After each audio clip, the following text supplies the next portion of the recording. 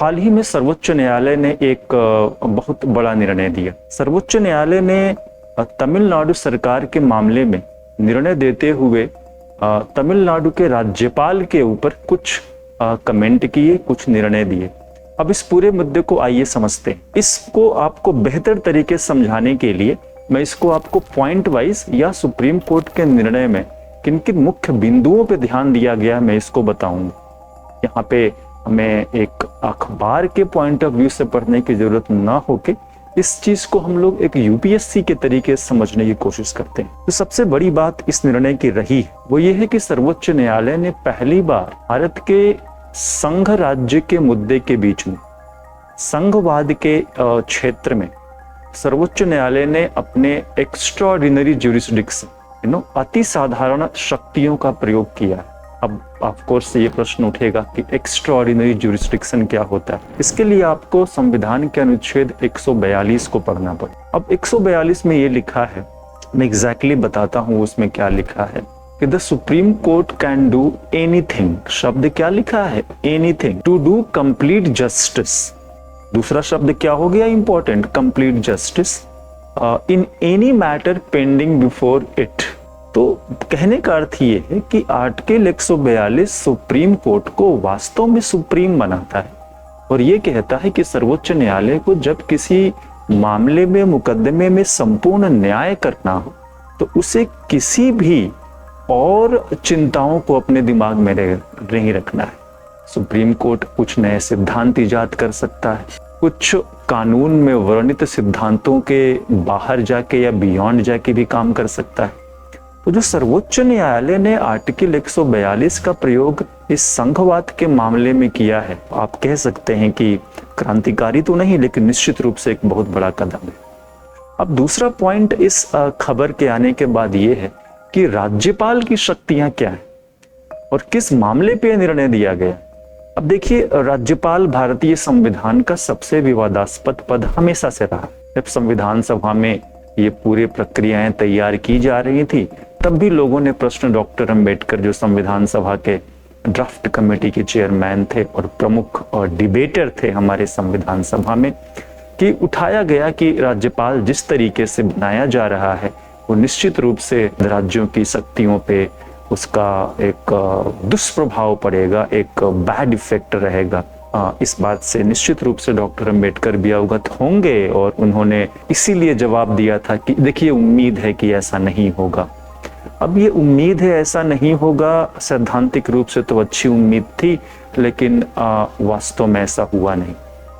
अब इस केस में क्या हुआ? इस केस में तमिलनाडु के गवर्नर श्री RN रवि साहब ने पिछले कुछ वर्षों में तमिलनाडु की विधानसभा द्वारा पारित कुछ कानून जो उनके पास उनकी सहमति के लिए भेजे गए, क्योंकि गवर्नर या राष्ट्रपति की सहमति के बाद से ही विधानसभा या संसद द्वारा पारित कानून अधिनियम बन सकता है और जब वो अधिनियम भारत के राज्यपत्र में या उस राज्य के राज्यपत्र में छपता है उस दिन के बाद से या उसमें वर्णित तिथि के बाद से वो कानून बन के हमारे ऊपर लागू होता है।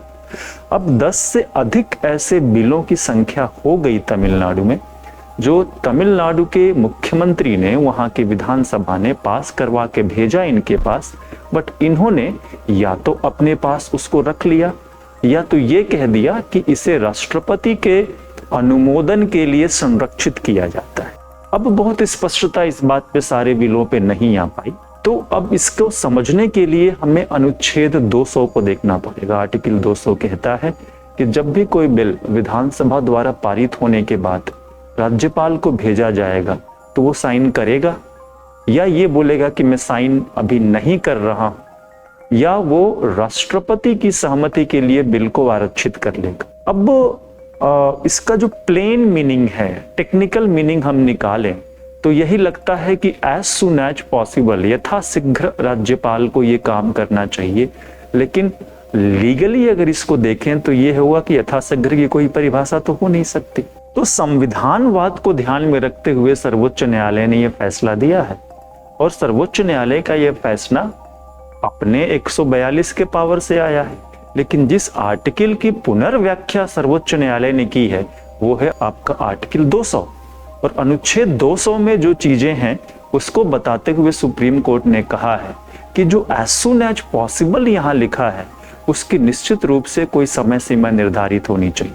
अब एक बात और ध्यान रखने वाली है हमारे यूपीएससी के विद्यार्थियों के लिए कि चूंकि ये निर्णय 142 में आया है, तो 142 में आया निर्णय कभी भी प्रेसिडेंट नहीं होता, यानी कि जरूरी नहीं है कि ये चीज सभी गवर्नर के लिए या बाकी और चीजों पे भी अपने आप लागू हो जाएगा, ऐसा नहीं है। तो ऐसा भी नहीं है कि सुप्रीम कोर्ट ने आर्टिकल 200 को बदल दिया हो, लेकिन सुप्रीम कोर्ट ने एक जनरल गाइडलाइन जरूर दिया है कि अगर जब बिल आपके पास आता है और मुख्यमंत्री की सहमति से आ रहा है और आपको राष्ट्रपति के लिए संरक्षित करना है या अपने पास रखना है, तो 1 महीने का टाइम है। अगर आप मुख्यमंत्री के सलाह के विपरीत जाके उस बिल को रोकना चाहते हैं या राष्ट्रपति के पास भेजना चाहते हैं, तो आपके पास अधिकतम 3 महीने का समय है। अब कुल मिला के राज्य ये कहते हैं कि ये हमारी बहुत बड़ी विक्ट्री है, जैसे तमिलनाडु के मुख्यमंत्री या केरल के मुख्यमंत्री श्री पिनराई विजयन साहब का स्टेटमेंट आया है, ये राज्यों की जीत है। लेकिन ध्यान से देखा जाए तो मात्र एक गाइडलाइन की तरह है, इससे बहुत ज्यादा कोई परिवर्तन आएगा इस मामले में आर्टिकल 200 में, ऐसा नहीं है।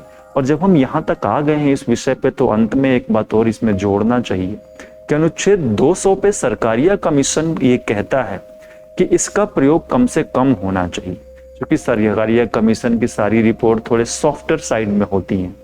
लेकिन जब पुंछी कमीशन वही आता है इस विषय पे 2008 में, तो पुंछी कमीशन आर्टिकल 200 पे थोड़ा कठोर व्यू लेता है और उसका मानना है कि एक बेहतर संघ राज्य संबंधों के लिए जरूरी है कि आर्टिकल 200 को या तो डिलीट कर दिया जाए और इससे यथासंभव परिवर्तन कर दिया जाए, संशोधन कर दिया जाए, ताकि इसका दुरुपयोग राज्य की विधानसभा को, कानूनों को केंद्र द्वारा अप्रत्यक्ष रूप से रोकने की प्रक्रिया पे पूर्ण विराम लग जाए।